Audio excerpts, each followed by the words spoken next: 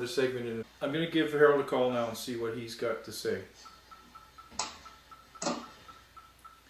Hello. Hello, Mr. Harold. Hi, Mr. Ray. It's Ray Luff calling. Right? It's Ray Luff calling from Truth is What Matters. Ah, very good. And have you live on the air right now. Oh, really? And we actually found a way to put it out public so that you might actually be being listened to immediately on the air. Oh, okay, very good. I understand you have some friends with you right now. That's right, yeah. We're Chuck and Cheryl and George and Lois, yeah. Okay. We've been doing a session with Adam asking him about his beliefs and asking him whether he was a good person or not, and going through some 10 Commandments to find out. We were asking that of Brad as well, but that was kind of just, that wasn't really the topic of evolution, but we've decided we're going to have that discussion on our next time we get together with Adam, and that now we're going to switch over to just a small chat on evolution. Now, Adam first got in touch with us, and by the way, I'm missing Brad now. He had to go home because we're running late. We had all kinds of technical difficulties today. But you put on a program with me about almost a year ago now, back in August, I think it was. Yeah. And that's when we first met Adam, because he gave some response to that program. And since that time, we've discussed having him come on the program to be able to talk to you directly. Now, I asked Adam, who's on the line here now, do you recall that program? Any specific questions from that program you'd like to ask Harold right now? That's right. No, I looked at what I originally said about the original show itself, and you're talking about a series of fossils, possible fossils of human ancestors back from the early part of the 20th century. And some of these were obvious hoaxes, like Piltdown Man. There was a case of mistaken identity, like you also brought up Nebraska Man, which turned out to be a pig tooth in the end. And then there was the Java Man, which I think you claimed was a gibbon in the end, but it's actually the skullcapper Homo erectus, one of the early members of kind of our group. But all of these fossils are from like the end of the 19th or the start of the 20th century. And I just wondered how much you know about kind of the later fossils that we found since then. Like you've got your Lucy, you've got your Neanderthals, all the kind of more recent discoveries. The Neanderthals, very interesting. There's a book written, I wish I could remember the exact name, but by a forensic dentist, and he showed quite clearly from his research as a dentist that the Neanderthals were actually the same as modern man, basically. In fact, recent documentaries I've watched on TV agree with that they have the same genes basically as modern man. In fact, a lot of their genes are still found through sprinklings all over the world, in Central Europe, then in China, and some in North America. So they weren't an intermediary species. They were men. They were Homo sapiens. All right, sorry about the delays. Are you still there, Harold? Yeah. Okay, so I'm going to try this again. Sorry, Harold. Could you repeat the answer that you gave to Adam a minute ago? Sorry about that. And all your guests at your home.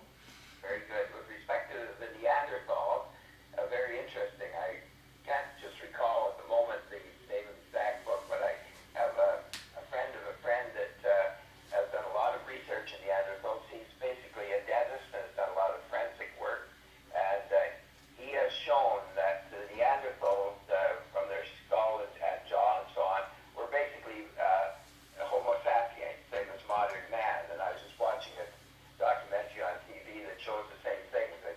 They can show that the genes of the Neanderthals are spread around the world today, and peoples all over the world, mainly in Europe, and some in China, some in North America. So Neanderthals were really, I believe, simply Homo sapiens, a little different mutation perhaps from most of the people today, but the same basic genus. Okay, did you hear that, Adam?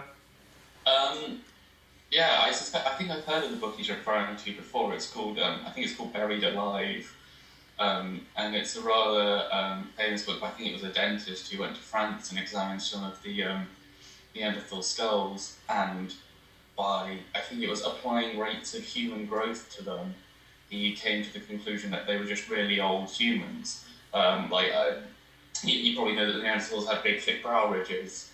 And he basically calculated that at the rate that the human brow kind of grows, you could get a Neanderthal-looking brow after about 300 or 400 years or so. And so he ultimately reached the conclusion that they were just, 300 or 400-year-old regular human beings. I think the problem with that book and that kind of line of reasoning was that you get a different result for each thing you measured. Our brows and all our different parts of our skull grow at different rates. So if you apply the Neanderthal measurements, take, say, the brow ridge, you get a figure of, say, 300 years. If you measure, say, the size of their nose, because they had a bigger nose than us, you only get a figure of 150. They don't line up. And so it's pretty clear that trying to do this method of applying the human, applying human measurements to Neanderthals just doesn't work. And so that casts a lot of doubt on his conclusions that they are just old people. I'm sure it could be debated, but I think the basic evidence seems to suggest that they were basically Homo sapiens, same as us. And with regard to Java Man that you were mentioning, Adam, I don't think I've had any problem with the parts of the skull that they found belong to Homo erectus, but the problem was, as was noted by both evolutionists and creationists, that other parts of the bone and teeth that he tried to put together were from a different species, from gibbons, from monkey-type creatures over in the Java area. I'm sorry, I didn't hear a word of that, but it was very crackly. Oh, you're still not hearing it that well, Adam? No. Did you hear part of it, or do you want to... I heard a vague reference to Homo erectus, I think, but beyond that, no. Okay. Try giving me the answer again, Harold. Sorry about that. And next time we do this show this way, I'll have another way of hooking up the phone directly to the computer. Yes, with regard, I think Adam spoke on this concerning the dentist. I think his book was called Buried Alive, but it has to do with the research on the jaw and the dental section of the Neanderthal people, and he showed quite clearly, I think, that they were simply Homo sapiens. They were men. They weren't an intermediary species or some kind of creature in between ape man to the cancerous sort of thing. So I think it's fairly clear that they actually were type of modern man. They were like Homo species, not monkey species, not Pithecanthropus. Yeah, the Neanderthal things are very interesting. I mean, we're getting a lot of kind of genetic evidence nowadays that humans and Neanderthals actually interbred, and the kind of classic definition of what makes a species is whether or not you can interbreed. And so that's suggesting to kind of many scientists that Neanderthals were a subspecies of human. They clearly weren't fully human because of all these anatomical differences, but they weren't fully distinct either. They were a subspecies.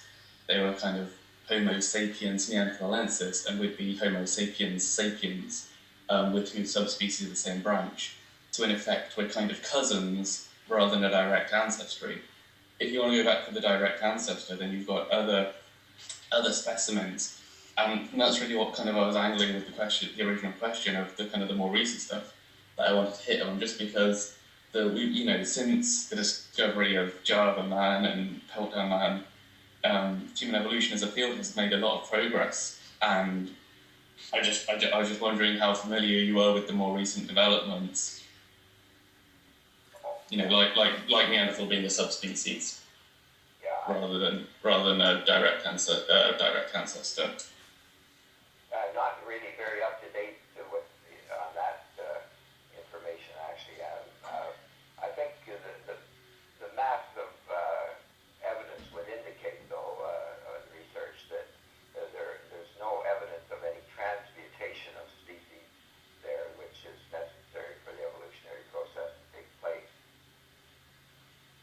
Well, I mean, we got I don't mind, trying to start. Let's you might not be there quickly, but I volunteer at a local museum, and I have people of all kinds of expertise coming in and looking at the skulls, and I speak to them. So, how about I try and give you a quick little introduction to what's going on currently in the field of paleoanthropology. I couldn't comment on much in the last 20 years, actually. I haven't done much researching on that, but as far as I know, back when I was delving into it, I could see virtually no evidence of transmutation from one species to another, and that's basically coming back to my point that Dr. Colin Anderson, who is a senior paleontologist at the British Museum of Natural History in London, England, mentioned that he couldn't give one example of a transitional species, and yet he still believes in evolution, but he said he had no evidence. This is the problem that I see. Well, it sounds like you're starting with you have an even more basic problem with evolution before we even start discussing Neanderthals. So, if we were just to take it back to basics, the way I like to think of evolution is there's kind of two components to the theory of evolution. You've got kind of the car, which is the mechanism of evolution, and then the journey that car has gone on, and that's the last 404.5 billion years of life history. And so the car itself is composed of either 3 or 4 really simple things. So I'll just list them off, and you and Ray, if you have a problem with any of these, if you'd like some evidence, feel free to interrupt, and I'll try and explain at that point in a bit more detail.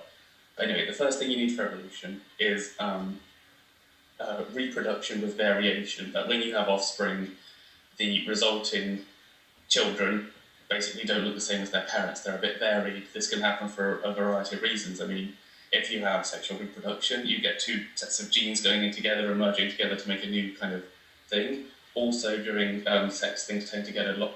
Genes will get muddled up and flipped around, and that can introduce variation. Or you can have the kind of classic mutations, which is the one everyone's a bit more familiar with. But so I assume you've seen children in the past, and they don't look the same as their parents.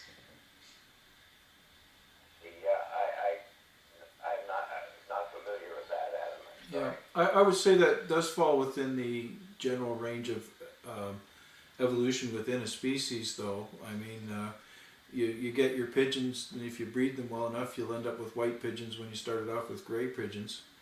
So the variety that happens within a species has always been part of God's plan, as far as I know. But it doesn't prove crossing between species. Okay, well, yeah, I mean, alone, that's normally not enough to result in cross behavior. You just wind up with a bunch of kind of different looking offspring. The second phase is where things start to really kind of kick off. And basically, you have the variants, and if they are good at surviving the environment, they'll have more children, and that variation will spread through the population until everyone, is a bit more, every pigeon's a bit whiter, or whatever it happens to be advantageous. If the change is bad, they won't really have any children, and that variation will die out. And so over, several generations, you'll wind up with the kind of change that you just described, right? Where you wind up with, gradually changing over time. And the interesting experiment, and I know I've learned this from Harold in the past, is that if you take white pigeons and leave them on their own, they end up becoming gray pigeons again. It takes the constant effort of continued selective breeding to keep the breed pure. You find that with all the dogs and everything else, they all go back to their wild form again, eh? Well, that's because, without the influence of man, that kind of more natural form is probably what's advantageous. Right. It's not as though there's some kind of ladder that everything's progressing towards, everything's just adapting to the environment. Yeah. If we come along and say being a dog is advantageous, then you'll get things turning into dogs. But if that's not, this is where Harold and I would disagree with you, and I'll let Harold speak for himself in a minute. Because we don't get cats turning into dogs, we just get dogs that, or in the case of pigeons, that change their color and go back to their original color. And when you look at dogs, we get dogs that end up wild eventually with wild characteristics, but we breed all those wild characteristics out of them as long as we keep breeding going on. Yeah. Artificially. Well, that's because when you're not living in a house with a human, being wild is the advantageous thing. That's the thing that will spread. Right, but we don't get any dog suddenly becoming a cat. Well, yeah, I mean, it takes a long time. I mean, just thinking about this, slight variation, like just a slight change in colour, takes so many generations to spread through the population. Well, I'll let you speak to that yourself, Harold. What do you think, Harold? Well, as I see it, what Adam seems to be saying to me, and I'm not getting his entirely clearly on the phone, but is that you can go from a subspecies to a species, and that would require favorable mutation. As I understand it, there's no example of a favorable mutation leading to a transmutation process. This has never been shown to exist, and yet that's one of the basic foundations of the Darwinian theory of evolution. I know that's old, but still the one that they uphold. So I don't see how you can go from a subspecies to a species and actually change into a different species or a different genus. As you say, is equivalent to going from a cat to a dog or a dog to a cat. Well, yeah, I mean, generally speaking, just the mutations and the natural selection alone typically isn't enough to get you to a separate species. You need the third kind of step on the chain, and that's simply isolation. If you have two populations in two different environments, they might start off the same, but these gradual changes, and then different changes will be selected for in the different environments because what's advantageous in one might not necessarily be advantageous in the other, and you'll wind up with these two different populations kind of gradually splitting as the beneficial changes accumulate through natural selection. That goes back to the Gould theory of punctuated equilibria. That requires an addition of information, and it requires a favorable mutation, and none of that has ever been demonstrated as far as I know. There's just no mechanism there to show that could take place or ever has taken place. Oh, my internet's dropped down, so I don't have the ideal examples of the classic examples of favourable mutation, but I can tell you some favourable mutations that humans have when you compare them to chimps. We have, for example, one mutation which basically alters how proteins are expressed in our fingers, and that allows us to get a lot more kind of dexterous growth here in your muscles and so on. There's another one I can't remember the name of, but that reduces the size of the muscles on the top of your head, and that basically means there's less constraining the brain, so the brain is free to grow big and large. Adam, you're stating differences between two different species, an ape and a man. How a man has these muscles in their head and their fingers are more dexterous. But that doesn't prove that the ape became a man. It just proves there are differences between men and apes. Well, yeah, I mean that's why I don't like to use it. But these are the only ones out of the top of my head. Like I said, the internet's gone. But the thing about these changes is that they're basically the same gene, except for a very slightly. These are things that just a single mutate, like a few changes to the DNA will produce these changes. I mean, there are people who live who sometimes will lack these mutations, or they'll have them revert back to the kind of ape state. There's one called the FOXP2 gene, which is involved with producing the muscles you need to speak clearly.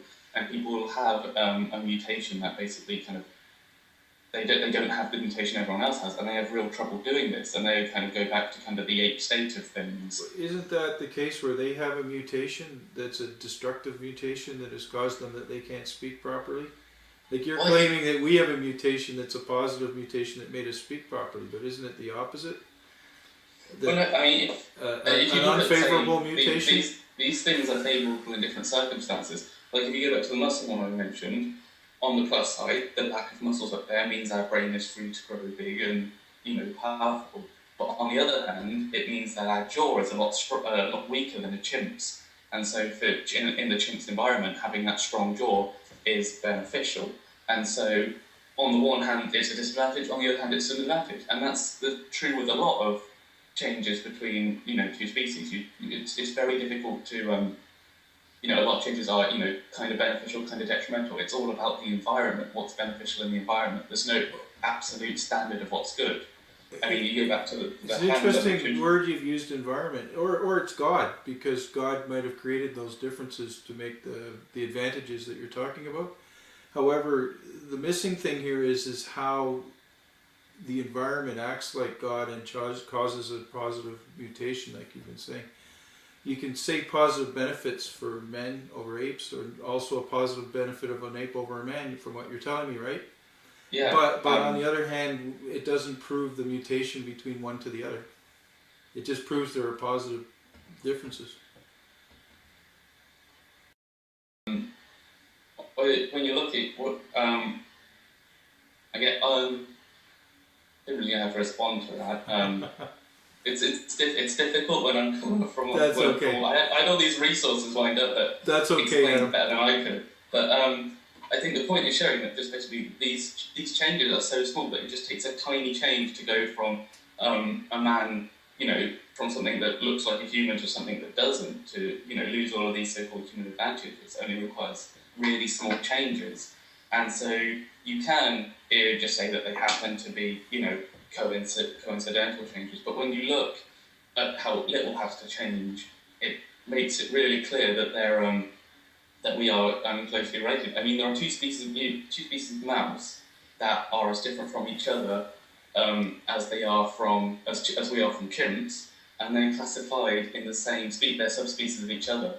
Harold, I'm just wondering, do you recall, we've had conversations like this in the past, Harold and I, do you recall some of the species that are very close to each other that are quite surprising as far as DNA goes? Like, wasn't a whale very close to a man? So therefore we must have come from a whale. But on the other hand, that a flea was very close in DNA to a whale as well. So a whale must have come from a flea. Remember that booklet that we had that we published with ICC? It had examples like that in it. Okay, I'll come. But, sorry, go ahead, Harold. No, I can't recall the detail on that. Yeah. What I suggest is that we're going to do a later program, because we've used up the amount of time we said we'd use in calling you, Harold. Okay. Another week. Dinner, so that's okay, and we've taken your guests a long time. No, that's very interesting information that he's presenting. I think the basic point, it really is, though, that you can have favorable mutations in the sense that, again, as Adam, I think, is suggesting, that there's an adaptation to the environment. And I think what it all boils down to in the long run, though, is a mutation, as you're saying, Ray, within a species, rather than a change from one species to another, or from a subspecies to a both species. Because, as I understand it, there's never been an example of any added information to the genes ever being shown to have taken place, and that's what would be required. And then that, if you have that, then you can have not just mutation, which can be really quite radical and quite amazing, but you would have transmutation. That would provide evidence for evolution and change from one species to another, and from elevation from one species to another. That's what I think is being talked about. Anyway, it was really good to be online, and thanks very much for the opportunity, Ray and Adam, and to talk to you. Enjoy your meal, Harold. Okay, thanks a lot. Bye. We'll get together another week. Bye, Ray. All right, God bless. Bye. All right. Sorry. We'll have another week. So what you should do is some homework on what you were talking about. We'll bring it up again. So on the newer examples. Now, just give Harold some slack. Harold's 80 years old. He's retired. Yeah, I mean, I was trying to go from the kind of the starting point, and the idea is that you just have these three steps, and that's just the car of evolution. Yeah. And that's the kind of mechanism, and then it goes, and then over 4.5 billion years, that mechanism has caused things to change, and that's kind of all that's really to evolution. People try and draw this distinction between micro and macro evolution, but for this car to drive a little bit, and for it to drive a long way, you don't need anything else. There's no extra mechanism to get macroevolution. All you need is more time. There's no magical thing that we haven't seen in day-to-day life that you need for speciation. I mean, we've observed speciation events. One of my favourite examples is there's mosquitoes in the London Underground, and there are different species to their surface-dwelling counterparts. So, when the London Underground first opened about 100 years ago, a population went down there, became isolated, and speciated. And so now you've got, where there was one species of mosquito in London, you've now got two. Okay, well actually, probably Harold and I would say there's still mosquitoes, so you've got an evolution within a species again. The reason we're so big on this. The reason we're so big on evolution within a species is because the Bible says that God made everything after its kind, and I think the word kind relates to the word species in today's language, so that each kind seems to have a barrier between it according to our understanding of what we read in Genesis. But well, the problem with looking at it like that is that basically you can group all the mosquitoes together as a kind, but the mosquito is kind of a family, and so if you use the same definition of to group all the mosquitoes together, we'd be grouped with chimps. And it's basically because the difference between us and a chimp is we're different at one kind of taxonomic level, and it's hard to explain without a kind of a diagram. But basically, taxonomy basically works by having kind of nested hierarchies, where there's our family and then there's a chimp family, and we make, I think it's a sub-family, and then you have a family, and then that two sub-families make a family together, and so on and so on. It's kind of nested hierarchies. Yeah. And the level that you're grouping mosquitoes together at would include, if you did that same definition on us, we'd fall within the chimp group. We'd fall within the chimp kind if you define it like that. I understand your argument. I've read something on this, and it's not recent, but it was about a 97% similarity between humans and chimps. But the problem was the 3% difference is as much difference as there is between whole species of other species.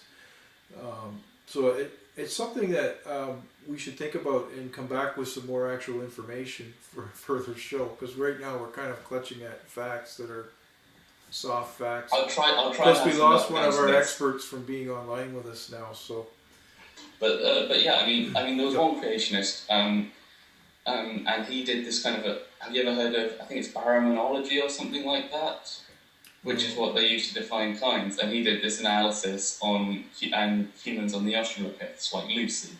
And he found that if you use the definition of kind that creationists normally use to group together all the dogs or all the mosquitoes or whatever, we'd be grouped with the ape-like, our ape-like ancestors would be grouped as the same kind. And so under that model, creationists would accept human evolution, albeit on a much shorter timescale. We'd fall within the kind of chimp and the Australopith kind together. And so it's a bit of, I think, kind of special pleading to argue for one definition in this circumstances and a different definition. When you mentioned Lucy, it's still a debate whether Lucy's an ape or a human in the first place. She's what we call a hominin, which is the word for human. Basically, basically a transitional form. She's got a lot of ape-like traits. She's got the face that sticks out. She's got long arms that climb through the trees, long curved fingers. But at the same time, she was bipedal. She had teeth that were more human-like and a mouth that was more human-like. So she's kind of that mixture of traits you'd expect to see in a transitional form. Well, you mentioned bipedal, like the feet are different than on an ape. It still is the debate whether you're talking about a deformed human, which lots of deformed humans exist. There are hunchback people in the world, and there's different types of deformities people have, so it's still a bit of a debate about whether we've just found a deformed human being. There's no set of diseases that's ever been documented that will result in some kind of criteria that you use for, that define Lucy's species. And we found loads of her. There's several, I think, it might be on for over a dozen, maybe even over 50 examples of her species. And so the odds of that all be, just having one population of deformed individuals. You bring up something. They found part of Lucy a mile away from another part of Lucy, which no one can explain why they're finding it so far away apart. That was another piece of that was another member of her species that they found far away. And so they say, look, we found it was another important before Lucy. That other find was the most significant one. I guess what I was being told was that they put together Lucy with parts that are as far away as a mile away from where they found the one part. Yeah. So Well, yeah. In the press conference, the scientists were asked how far away from this earlier find did you find Lucy, and they said, "Oh, it's a mile away," and that kind of got misheard and turned into we found a bit of her a mile away when it was really she's just a mile away from another Lucy. I'm not claiming to be the expert on that topic, and I haven't done. Neither am I. This is from memory, so I'm going to have to look this up again later and check. So, but as I recall, all of Lucy was kind of found together. And there are other examples of members of her species elsewhere, but they're not classed as Lucy. Lucy is this one individual from this one site. Okay. She's only 47% complete though, so there is still some mystery about her. I mean, I can't claim to have the final say on it. Yeah. All I can claim to say is the best answer we have at the moment is that she fell in the middle here. Yeah. Okay, so I'm going to wrap up the show. I'm probably going to take some sound bites out. I won't keep it all because this is a lot longer than we normally do a show we've done today with lots of technical difficulties and whatnot. Yeah, well, hopefully when you get them ironed out, we can have something that's a little easier and so to deal with. We'll try again. We'll have another follow-up show possibly within a month. I'm going to try to get another setup where we're going live on Ustream by then. Because I'm getting something called a VidU, which is a way of going live with the camera, with the main camera, straight to the internet. Yeah. So, thanks a lot for coming on the air, Adam. And, I hope you enjoyed it. Really appreciate that we've gotten this far, and I'll see what I can cobble together of what the show actually ends up looking like afterwards from the bits and pieces of some of it's been put out on Google, some of it's on our cameras. Okay. And this is a real learning experience way that we put the show together this week. Like we're trying to get into new technologies, so we'll find out how we cobbled all these technologies together, and hopefully it'll be even better in our next show. Okay. Thanks a lot, Adam. All right, bye for now. That concludes Truth is What Matters. We've had a very shifting cast tonight with Brad leaving partway through and Harold on for a few minutes, and we've been trying new technologies, and we're hoping to get a little bit more smoother with the new moves to our new technologies in our next program. Thank you. Yeah, I think I've heard of the book he's referring to before. It's called I think it's called Buried Alive. And it's a rather famous book. I think it was a dentist who went to France and examined some of the Neanderthal skulls, and I think it was applying rates of human growth to them, he came to the conclusion that they were just really old humans. You probably know that the Neanderthals had big, thick brow ridges, and he basically calculated that at the rate that the human brow kind of grows, you could get a Neanderthal-looking brow after about 300 or 400 years or so. And so he ultimately reached the conclusion that they were just, 300 or 400-year-old regular human beings. The big problem with that book and that kind of line of reasoning was that you get a different result for each thing you measured. Our brows and all our different parts of our skull grow at different rates. So if you apply the Neanderthal measurements, take, say, the brow ridge, you get a figure of, say, 300 years. If you measure, say, the size of their nose, because they had a bigger nose than that, you only get a figure of 150. They don't line up. And so it's pretty clear that trying to do this method of applying the human measurements to Neanderthal. He had to go home because we were running late. We had all kinds of technical difficulties today. But you put on a program with me about almost a year ago now, back in August, I think it was. Yeah. And that's when we first met Adam, because he gave some response to that program. And since that time, we've discussed having him come on the program to be able to talk to you directly. Yes. Now, I asked Adam, who's on the line here now, do you recall that program? Any specific questions from that program you'd like to ask Harold right now? That's right. No, I looked at what I originally said about the original show itself, and you're talking about a series of possible fossils of human ancestors back from the early part of the 20th century. And some of these were obvious hoaxes, like Piltdown Man. There was a case of mistaken identity, like you also brought up Nebraska Man, which turned out to be a pig tooth in the end. And then there was the Java man, which I think you claimed was a given in the end, but it's actually the Another segment in it. I'm going to give Harold a call now and see what he's got to say. Hello. Hello, Mr. Harold.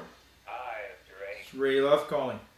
Pardon? It's Ray Luff calling from Truth is What Matters. Ah, very good. And have you live on the air right now. Oh, really? And we actually found a way to put it out public so that you might actually be being listened to immediately on the air. Oh, okay, very good. I understand you have some friends with you right now. That's right, yeah. We're Chuck and Cheryl and George and Lois, yeah. Okay. We've been doing a session with Adam asking him about his beliefs and asking him whether he was a good person or not, and going through some 10 Commandments to find out. We were asking that of Brad as well, but that was kind of just, that wasn't really the topic of evolution, but we've decided we're going to have that discussion on our next time we get together with Adam, and that now we're going to switch over to just a small chat on evolution. Oh, okay. Now, Adam first got in touch with us, and by the way, I'm missing Brad now. There, Harold? Yes, yes, yeah. Okay, so I'm going to try this again. Sorry, Harold. Could you repeat the answer that you gave to Adam a minute ago? Sorry about that. And all your guests at your home. Very good. With respect to the Neanderthals, very interesting. I can't just recall at the moment the name of the exact book, but I have a friend of a friend that has done a lot of research in Neanderthals. He's basically a dentist and has done a lot of forensic work. And he has shown that the Neanderthals, from their skull and jaw and so on, were basically Homo sapiens, same as modern man. And I was just watching a documentary on TV that shows the same thing. They can show that the genes of the Neanderthals are spread around the world today, and peoples all over the world, mainly in Europe and some in China, some in North America.